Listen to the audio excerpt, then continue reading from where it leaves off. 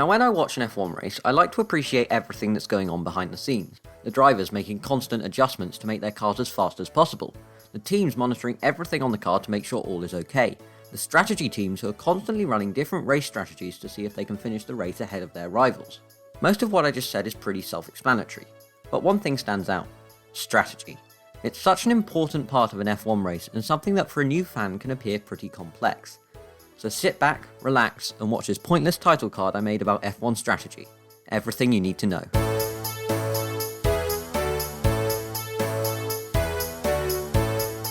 The whole point of strategy in F1 is to make sure you finish ahead of your rivals, because that's the whole point of racing. The reason that strategy exists at all is because you're not allowed to just stay on one set of tyres for the whole race. The rule is you have to use two different sets of tyres, for example soft and medium or medium and hard. But the problem is that when you pit, you lose time in the pit lane, usually around 20 seconds if the pit stop is good, but this varies as different tracks have different length pit lanes. So what teams want to do is ensure they lose the smallest amount of time possible when pitting, and also try to gain time on your rivals by having a better strategy. This means that not all overtakes are made on the track. Often the race win is decided by a driver overtaking another in the pits, and the whole reason that happens is because of strategy. It all depends on tyre wear, because as we all know, the longer you drive around on a set of tyres, the more wear it will get and the slower you will become. But we don't just pit as soon as the tyres get worn. This after all is the whole point of strategy. Will I be quicker if I stay out or pit for new rubber now? There are three main options in race strategy: the undercut, the overcut, and going long. The undercut means that a driver pits before his rivals, puts on fresh tyres for a lap or more, and uses the fact that they have fallen down the order and are now in clean air, not following a car, and the fact that they are on newer tyres and therefore should be able to lap more quickly than their rivals, gaining them time on their rivals as they haven't pitted yet and have been lapping slower on used tyres.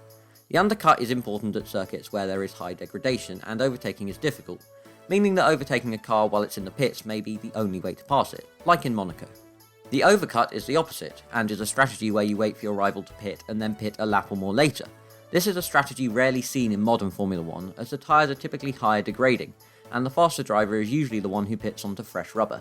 However, on circuits with low degradation and cool temperatures, which makes the warm-up of fresh tyres more difficult, the overcut can be used.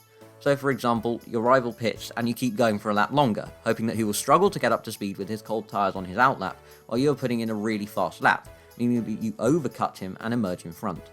Usually, for the undercut or overcut to work, the driver behind should be within roughly 2 seconds at the time when the first person makes pit stop.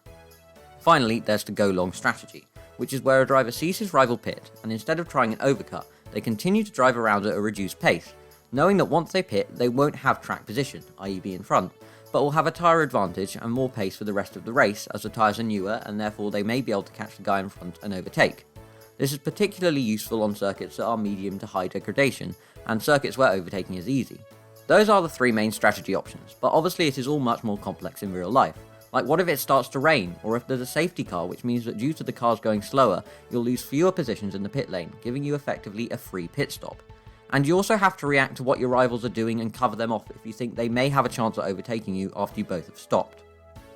But that's all you need to know to be able to understand what the teams are doing during a race when it comes to pit strategy.